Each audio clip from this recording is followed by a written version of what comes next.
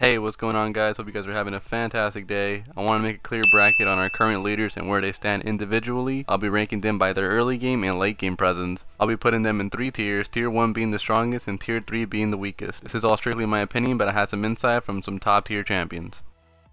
Okay, let's talk about the bottom low tier leaders at the moment. First off, Ford. Ford dropped from being one of the best leaders to being a non-playable leader. He got hit with a really big nerf to his leader skills, making his production slower and his early capability very low. He lost what makes Ford, Ford. His ability to produce vehicles faster than any other leader is what made him a really unique leader. Without that, Ford is probably the weakest leader out there at the moment.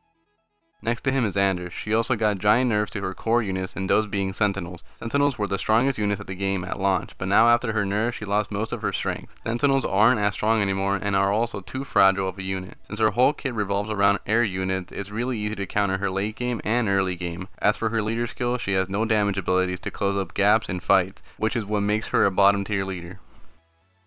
Lastly, Johnson. I have already spoken about him in a previous video, but I'll restate that his abilities and units aren't up to par with the other leaders. He still has potential to be a really good leader, but at the moment it's not there.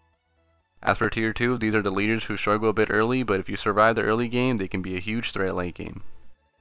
Let's start with Isabel. She's a prime example of a late game leader. She struggles a lot early considering that most of her abilities are to increase defense of vehicles, and that would only work for scorpions. So her early game is very shaky, but if she somehow gets through their early stage, she is a huge game changer with her unkillable scorpions and her skill to control enemy units for 13 seconds. Another being Kinsano. Kinsano fell off a bit after her nerfs to Jax and some of her abilities, but her ability to do AoE damage to bases and units is a game-changing ability. Her early game is also a bit shaky with her nerfs to Jax and losing the turret drop early, but she can survive a bit better than most leaders. Her strong aggressive playstyle early may not be there anymore, but her late game base destruction is. Next to her is Qatar. Qatar is a very good map controlling leader. I don't think many other leaders can outdo him if he does it properly. His fast paced units can make or break the game by who gets the mini base first. As for his leader abilities, he very well scales to the late game just by having map control and a few jobs if need be.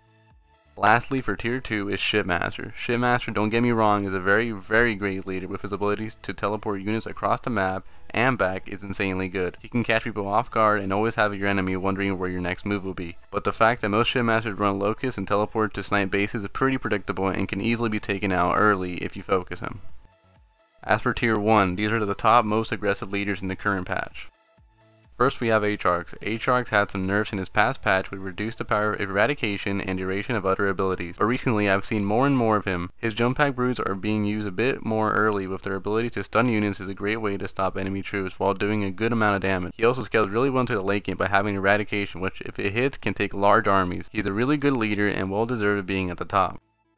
Next to him is Colony. Colony is an amazing leader. He has so much utility for his team and himself, from his engineer swarm to his blockade. There's a reason why he's one of the most played leaders at the moment. With his skitters, being able to attach to any unit makes his playstyle very unique. With his combination of choppers, skitters, and a couple healers, his early game aggression is by far one of the best. Lastly, Decimus. Decimus right now is one of the best leaders in my opinion. Vortex alone can take out small armies early, which can transition to an early win. His whole kit is very aggressive, which is why he is such a good early game leader. Running that early chopper opener and hitting a good vortex can easily win you the game. And that's it, guys. Let me know if you guys agree with me or disagree. Drop a like if you guys enjoy. It's been your boy Whistler. Oh, and we're almost at 1K, boys. Smash that sub button, and I'll see you guys on that next one. Peace.